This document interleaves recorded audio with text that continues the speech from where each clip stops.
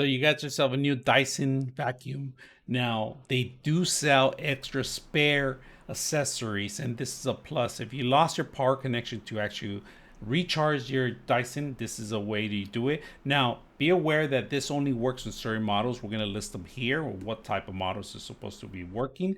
If you guys can see, just make sure it's the right source, and you're going to require a lot of space for actually charging this. So if you guys just make sure, I like this part of it where it actually bends corners. You know that Dyson does great products and they always take time, and they kind of remind me like an Apple vendor, where they kind of kindly take a little time to creating nice, fascinating hardware. And this is one of them where it actually bends down so it won't mess up your actual input connection.